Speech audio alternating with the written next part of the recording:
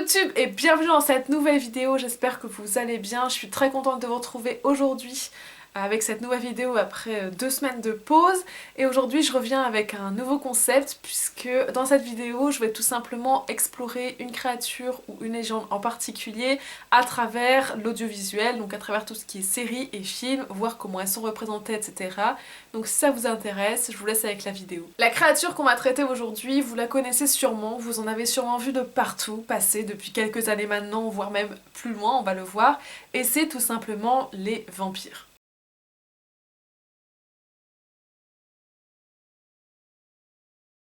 Donc les vampires sont en effet énormément présents dans notre pop culture, dans tout ce qui est séries, films et même livres. On les retrouve de partout, surtout je trouve depuis les années 2000 avec l'arrivée de nouvelles séries et de nouveaux films autour du vampire qui fascinent les adolescents.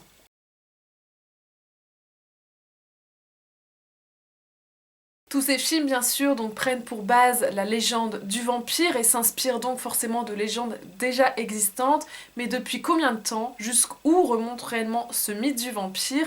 Et pas depuis très longtemps en fait. En effet, on retrouve des traces de ce qui s'apparente au vampirisme déjà dès l'Antiquité. Ce n'est pas le vampire moderne que l'on connaît et que l'on voit à travers nos films et séries préférées, mais dans l'Antiquité, on pensait qu'il y avait des sortes de démons, buveurs de sang, qui venaient s'abreuver du sang des humains pendant la nuit. Et c'est donc cette vision du vampire qu'on a eue pendant de nombreuses années, celui donc d'un démon et pas d'un mort-vivant, comme par la suite va naître cette image de ce vampire mort en fait, qui est un mort-vivant, vraiment une sorte de zombie finalement, qui va naître lui au Moyen-Âge. C'est donc au Moyen-Âge que cette version bien plus classique, ou en tout cas bien plus actuelle du vampire qu'on peut voir partout, naît à travers le fait donc que le vampire n'est pas un démon, ou n'est plus un démon, mais est maintenant un mort-vivant, et d'ailleurs il ne porte pas le nom de vampire, tout comme dans l'Antiquité où on les appelait les démons. Au Moyen-Âge, ce ne sont pas des vampires encore, ce terme viendra bien plus tard avec l'arrivée notamment de Dracula et tout ça. Donc c'est au Moyen-Âge que la base de notre vision du vampire naît et que les légendes se forment. On pensait à l'époque que les vampires naissaient à partir de personnes décédées, mais pas dans n'importe quelle circonstance. On pensait que les personnes décédées de manière violente ou alors enterrées sur des lieux maudits revenaient boire le sang des vivants. Ces bêtes, puisqu'elles étaient devenues à présent des bêtes, n'étaient plus les humains qu'ils avaient été donc dans leur vie, mais à présent venaient et tuaient ou alors transformaient d'autres humains à leur tour en buvant leur sang tout simplement. Donc ces légendes sont très anciennes et ont réussi à traverser les siècles pour nous parvenir aujourd'hui sous la forme que l'on connaît.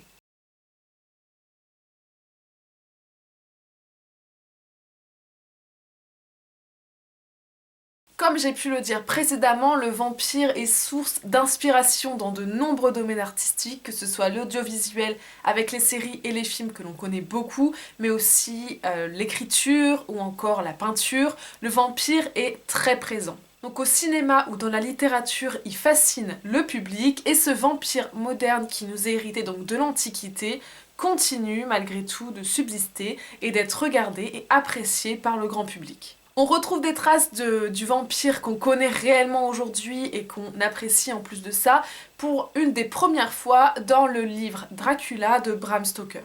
C'est un livre extrêmement connu et qui va ouvrir la voie sur ces légendes du vampire et sur beaucoup de livres et de films qui vont venir après traitant du même sujet.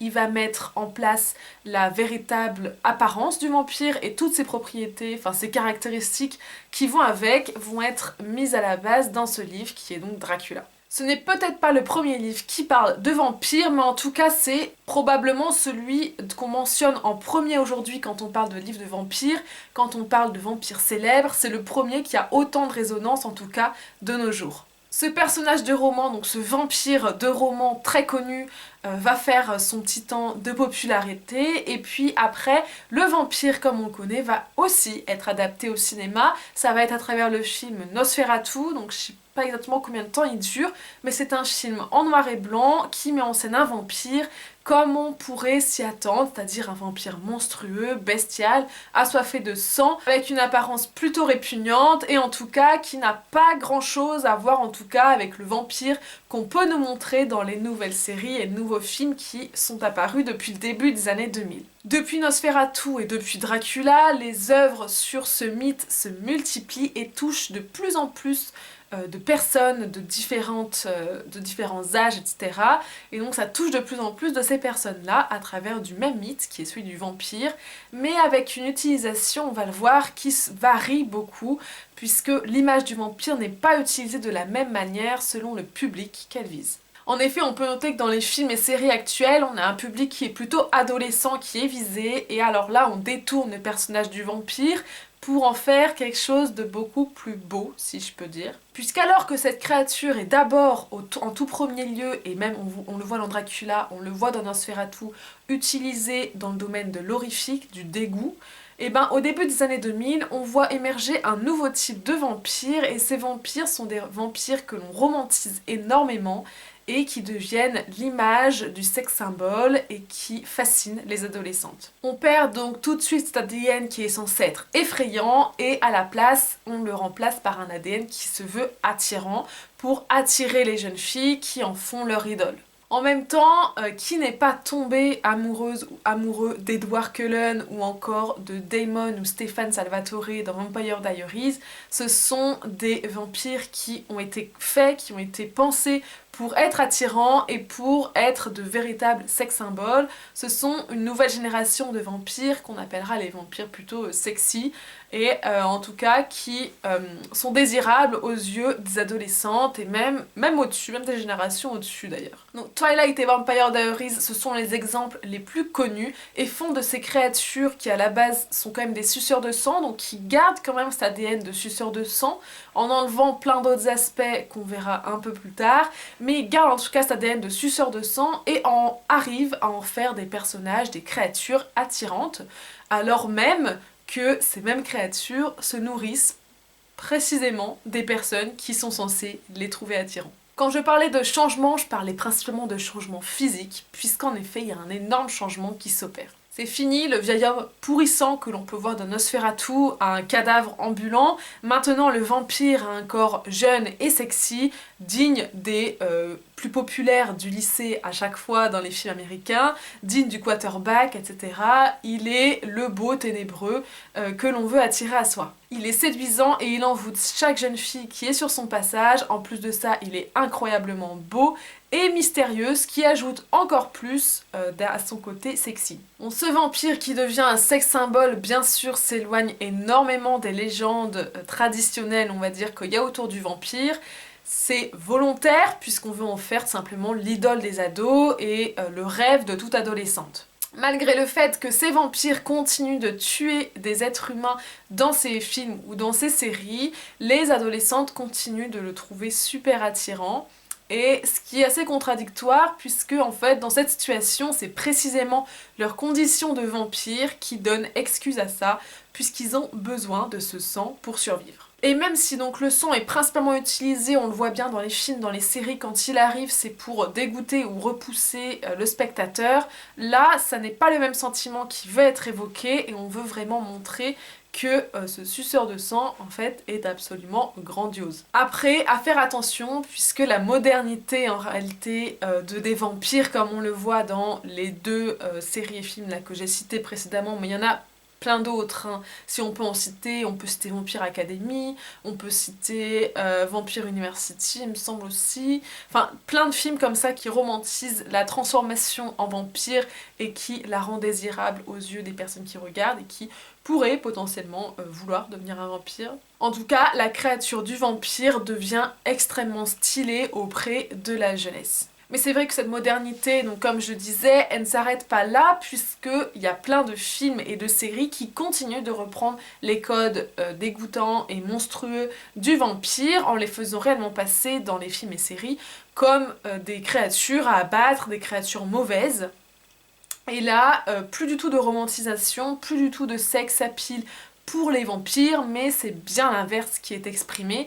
On a l'exemple dans Supernatural où les vampires sont des créatures tout droit venues des enfers qu'il faut abattre tout simplement. Et donc là c'est un autre sentiment complètement inversé qui est suscité chez le spectateur, puisque le spectateur en voyant ça ne va pas du tout avoir la même admiration pour un vampire de Supernatural que pour un Edward Cullen ou un Damon Salvatore. Donc c'est réellement en fait la volonté de montrer le vampire comme bon ou mauvais qui va influer sur l'opinion que le spectateur aura du vampirisme, aura de cette légende du vampire et du personnage de manière générale. Mais alors que toutes ces séries et films en fait changent le vampire pour leurs besoins scénaristiques ou pour leur but, leur visée en fait après avec cette série ou ce film, on s'y perd un peu dans toutes les caractéristiques des vampires, à quoi ressemble réellement un vampire, quelles sont ses réelles faiblesses, puisque ça aussi ça change énormément d'un film à l'autre, ils sont plus ou moins sensibles à telle ou telle arme ou tel aliment ou quoi. Donc on va mettre les choses au point.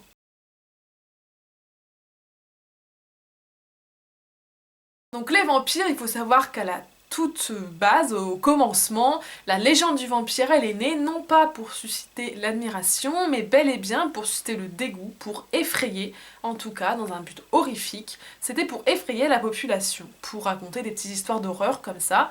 Et donc, c'était pour ça qu'elles ont été créées. On ne romantisait pas du tout ça, on parlait quand même de personnes qui mouraient et qui revenaient d'entre les morts pour boire le sang d'autres personnes, donc c'est quand même une créature assez inhumaine et bestiale qui était représentée dans ces légendes. Pour ce faire, on avait un physique qui correspondait à l'imaginaire collectif, ou en tout cas à l'horreur que les gens se faisaient de ces créatures. Donc en effet, le physique du vampire a énormément changé dans ce sens-là, et on va d'abord commencer par à quoi ressemblait un vampire au Moyen-Âge.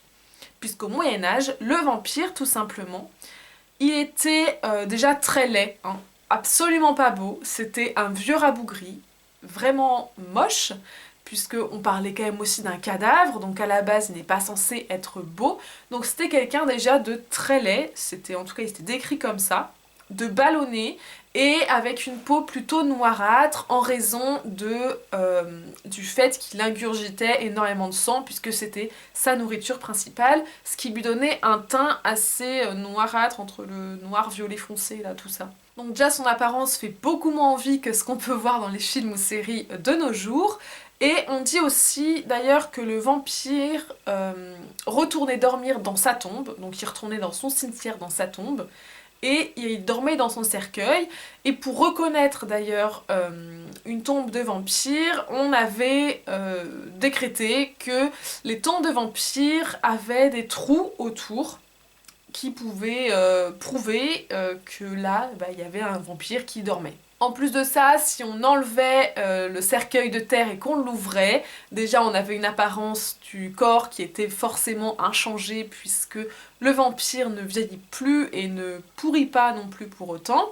Et en plus de ça, un autre indice qui nous montrait s'ils étaient un vampire ou pas, c'était tout simplement le fait que les cheveux pouvaient continuer de pousser. Oui, il y a une légende urbaine comme quoi les cheveux continueraient de pousser même après la mort, mais c'est faux. Et donc à l'époque, si les cheveux continuaient de pousser même après la mort, c'est probablement que vous aviez affaire à un vampire. Donc ça c'était pour le Moyen-Âge et on voit vraiment que l'image du vampire a énormément évolué, notamment à cause d'une œuvre, et c'est l'œuvre simplement de Bram Stoker, Dracula. C'est la principale source qui nous est revenue sur l'apparence du vampire. C'est de cette œuvre-là, globalement, qu'on a notre apparence traditionnelle, moderne, du vampire. Donc Bram Stoker, il nous décrit un personnage avec des gros points dessus au niveau des canines, ce que ne faisaient pas forcément les légendes du Moyen-Âge. Donc là on ajoute les crocs des canines qui aujourd'hui nous semblent indispensables au personnage du vampire, mais en fait c'est principalement Dracula qui l'a mis au goût du jour, on va dire. Il a bien sûr une cape noire et une peau extrêmement pâle due à son état cadavérique, clairement. Et donc il dort également la journée et vit la nuit. En effet, dans Dracula, il craint le soleil, donc c'est de là que vient le fait qu'il dormirait la journée. Il dort aussi dans son cercueil, ça c'est pas quelque chose qu'on voit beaucoup de représenter dans la pop culture aujourd'hui, mais c'est vrai que c'est quelque chose d'assez ancré quand même, le fait que le vampire retourne dormir dans son cercueil. On a par exemple une série pour enfants qui était il y a pas mal de temps, qui est Chica Vampiro, où il dormait réellement dans des cercueils. C'est pas la meilleure série de vampires qui soit, mais en tout cas elle mettait en scène des vampires, et c'est vrai qu'on voyait là qu'ils dormaient dans leur cercueil. Donc cette apparence qui est plutôt moderne et en fait qui n'a pas vraiment changé depuis Dracula, puisqu'on retrouve les mêmes codes dans les séries et dans les films, à part peut-être la cape qui part plus ou moins, puisque souvent de nos jours, quand on voit des séries ou des films avec des vampires, ils sont relativement habillés normalement. Ils n'ont pas forcément cette cape que l'on pouvait voir décrite dans Dracula, à part peut-être dans les dessins animés, je pense à Hôtel Transylvanie, où là on a gardé ce code, en même temps c'est Dracula qui est représenté, donc voilà, mais c'est vrai que c'est minime les changements qui ont été faits, comparé entre, si on compare au Moyen-Âge et le vampire aujourd'hui, ça n'a rien à voir. Par contre, quelque chose qui change énormément et sur lesquels pratiquement aucun film ou série ne se met d'accord, c'est les moyens de repousser ou de tuer un vampire, parce qu'à mon sens, on voit de tout. Chaque film ou série reprend les codes qu'il veut, les moyens de tuer qu'il souhaite pour ses besoins scénaristiques principalement, je pense en tout cas. Et donc je vais vous lister des petites... une liste en fait de moyens de tuer un vampire, ou en tout cas de le repousser, et selon en fait son niveau de popularité plus ou moins, parce que c'est vrai qu'il y a des classiques et puis il y en a beaucoup plus rares, mais qu'on voit quand même dans certains films ou séries. Donc en premier lieu, on a bien entendu l'ail. Je pense qu'on a tous entendu le fait que l'ail repousserait les vampires, donc sans les tuer, hein, mais qui repousserait les vampires. Ça vient en fait simplement du fait que dans de nombreuses légendes, en fait, l'ail il est décrit comme pouvant repousser le mal, et vu que le vampire est vu comme un démon, on l'a vu à l'Antiquité, et puis après comme un mort-vivant, donc quelque chose de toute manière de maléfique et d'inhumain, l'ail servirait à les repousser. L'ail c'est une technique qui est plus ou moins reprise, je trouve, dans les séries. On a beaucoup de séries aujourd'hui, ou de films, qui reprennent l'ail et qui en font simplement un aliment que les vampires n'aiment pas, sans en faire un aliment qui peut réellement repousser en fait. Donc encore une fois ça varie énormément, mais l'ail c'est pas vraiment... En termes de popularité, je pense qu'il y a mieux. Ensuite, on trouve beaucoup, et particulièrement dans une série, je trouve, qui l'exploite à fond, c'est les objets sacrés comme les croix ou encore l'eau bénite. Tout simplement pour les mêmes raisons que l'ail, ils repoussent le mal puisque ce sont des signes religieux, et donc ça repousserait forcément le mal. Et là je trouve que la série qui exploite vraiment à fond ce moyen, c'est bien la série Supernatural. Ils en font à tout va, des incantations religieuses, des choses comme ça, la croix, l'eau bénite pour brûler, des choses comme ça, enfin... Ils en utilisent sur toutes les créatures, dont les vampires, et donc je pense ouais, c'est Supernatural vraiment qu'ils utilisent beaucoup. Mais pour ce qui est des autres films ou séries, il n'y a pas grand chose non plus qui... Enfin, il n'y en a pas beaucoup qui utilisent encore la croix ou l'eau bénite comme moyen de défense contre les vampires. Ensuite, un des plus connus, je pense, c'est bien entendu la lumière du soleil. Encore là, comme je l'ai dit, il nous vient souvent de Dracula, qui a mis ça... qui a intégré ça en tout cas dans son livre par rapport au fait que c'est une créature de la nuit. Donc le soleil pourrait les tuer s'ils étaient exposés trop longtemps au soleil. C'est une technique qui est vraiment ancrée dans les mœurs, dans la légende du vampire, dans le mythe du vampire. Je pense que c'est un des premiers moyens qu'on entend, c'est-à-dire que le vampire ne supporte pas le soleil, qu'il brûle au soleil, qu'il meurt au soleil, etc. Mais c'est vrai qu'il y a quand même beaucoup de nuances qui ont tendance à être apportées dans les films ou séries, puisqu'on a des films où effectivement le vampire va mourir avec la lumière du soleil, d'autres où ça va simplement être gênant pour lui. Je pense à Vampire Academy par exemple, où le soleil ne tue pas les vampires, mais les brûle seulement un peu, enfin c'est pas vraiment très très grave en fait. Et donc toutes les affirmations qui sont faites dans les séries ou dans les films par rapport au soleil, je pense que les variations en fait elles sont dues aux besoins scénaristiques clairement, aux besoins de changement peut-être aussi, ou de différenciation par rapport à d'autres classiques du vampirisme, on va dire comme Twilight. Par exemple, s'ils veulent se différencier de ce film-là ou quoi, pour apporter un petit plus, je sais pas. Mais voilà, pour moi ça reste quand même un classique, le soleil. Et en dernier, ça c'est parce que je trouve que c'est une référence vraiment à Vampire Diaries, parce que je l'ai pas vu beaucoup ailleurs, ou alors j'ai pas assez regardé de trucs de vampires, mais c'est le fait que dans beaucoup de légendes, on retrouve le fait qu'un vampire ne peut pas franchir une porte sans y avoir été invité.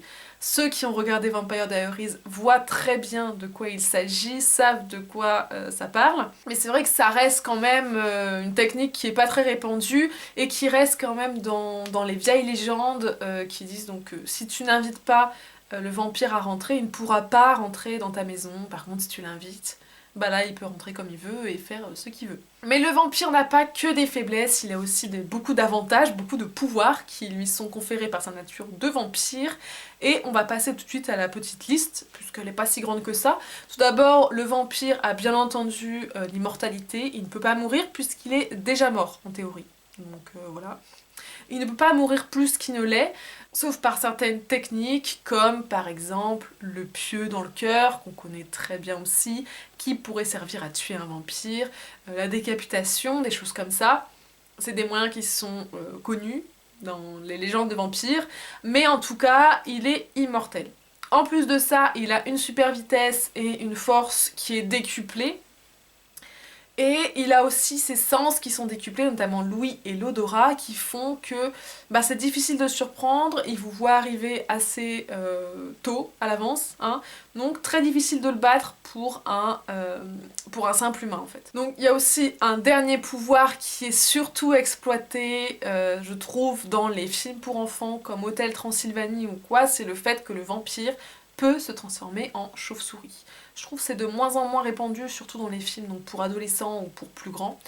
Mais par contre, dans les films pour enfants, ça reste, dans les histoires pour enfants, ça reste le fait que le vampire se transforme en chauve-souris.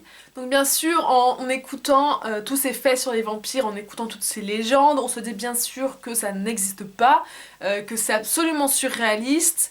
Mais sachez que l'histoire de Dracula, du comte Dracula de Bram Stoker, a été probablement, ou pas, ça encore c'est à voir, mais inspiré par un réel personnage, inspiré par une réelle personne qui a existé et qui est connue pour pas des faits vraiment de vampirisme, enfin en tout cas pour une des deux, mais pour sa cruauté horrible et qui lui a valu l'inspiration pour le personnage de Dracula, donc c'est pas très glorieux en soi. Et donc on passe tout de suite à la troisième partie.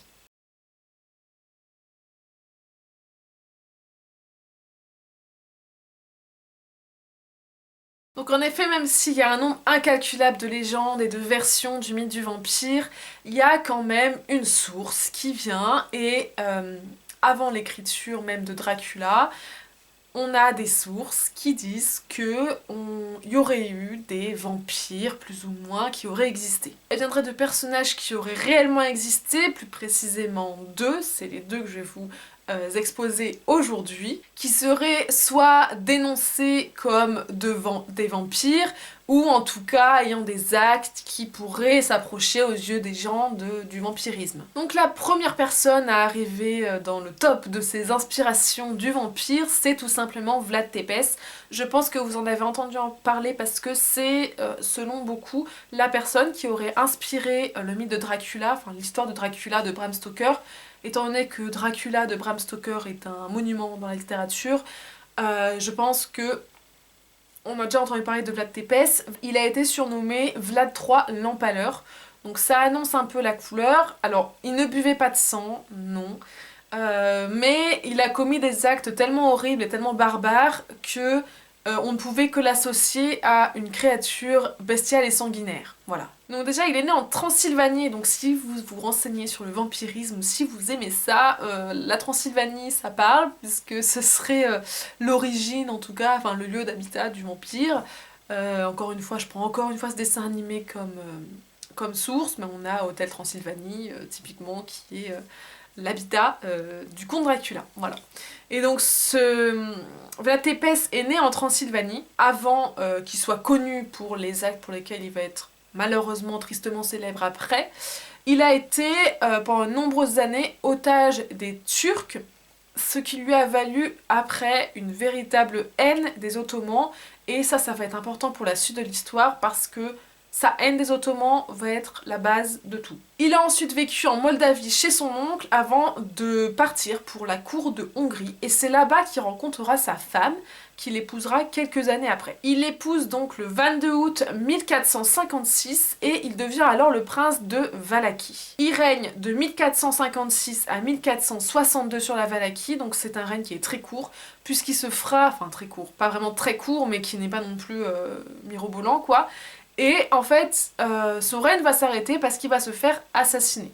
Mais pendant ces quelques années de règne, il va se passer pas mal de choses, puisqu'il va participer à combattre contre l'invasion des Ottomans en Valachie, et il va être connu notamment, et c'est de là qu'il va tirer son surnom l'Empaleur, c'est qu'en fait, il laissait derrière lui sur les champs de bataille de nombreux ennemis empalés. Ils étaient encore vivants et ils mouraient sur les pieux, donc c'est une mort extrêmement lente, extrêmement douloureuse. Et donc c'est des faits qui sont extrêmement barbares et cruels et qui vont lui valoir le surnom de l'Empaleur et sa réputation de monstre en fait. Donc il meurt et malgré toutes les tortures pour lesquelles il a été connu de son vivant, et ben aux yeux de certains il reste un héros puisqu'il a combattu l'envahissement des Ottomans en fait. Donc c'est ce personnage qui aurait inspiré le personnage de Dracula. Mais alors là je mets de gros guillemets parce que c'est vrai qu'on retrouve assez souvent cette mention que Vlad Tepes aurait été à l'origine de Dracula de Bram Stoker, mais il n'y a aucune mention, à aucun moment Bram Stoker n'a dit clairement que Vlad Tepes l'avait inspiré, il n'y a aucune mention de Vlad dans aucun écrit, donc on peut pas être sûr non plus à 100% que ce soit lui qui a inspiré, mais même si c'est pas lui qui a inspiré, il est tellement monstrueux que ce serait même pas étonnant. À première vue, c'est vrai qu'on peut ne pas voir grand lien avec le vampirisme, mais alors là, pour celle qui vient, le lien est direct, tout trouvé, et peut-être que vous la connaissez, c'est une femme, elle s'appelle Elisabeth Báthory. Cette femme, elle aurait été de son temps dénoncée comme vampire, en fait, les gens l'auraient vraiment pris comme un vampire, et la légende, sa légende autour d'elle, nous montre en effet aujourd'hui de nombreuses similitudes avec le mythe du vampire, enfin ce qui fait que les gens ont une vision d'elle qui est très négative, très monstrueuse et qu'elle est vue comme un vampire. Donc son histoire elle intervient un peu moins de 2 siècles après celle de Vlad, puisque là on est au XVIe siècle au moment de son règne, enfin de son règne. Elle n'est pas reine ni rien, elle est comtesse et elle est connue pour avoir assassiné près de 600 jeunes filles.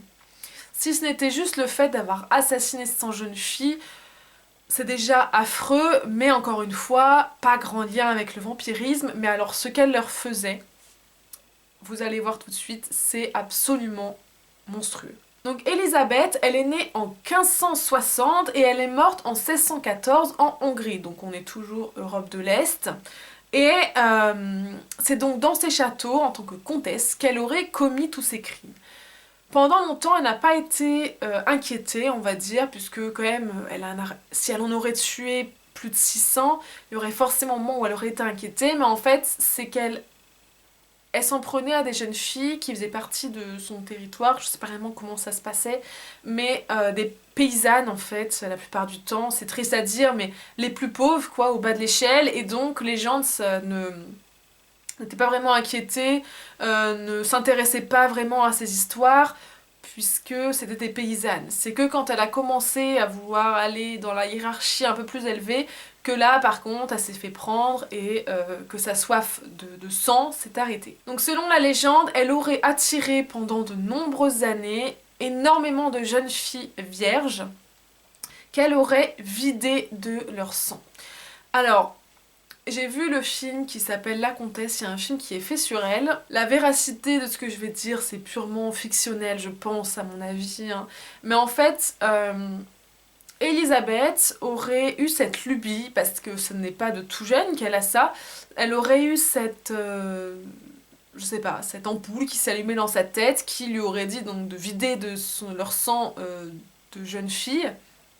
Et en fait, c'est tout simplement parce qu'elle était persuadée, elle s'était persuadée que le sang lui redonnait une vitalité qu'elle perdait de plus en plus, puisqu'elle allait en vieillissant, elle n'allait pas en rajeunissant, bien sûr.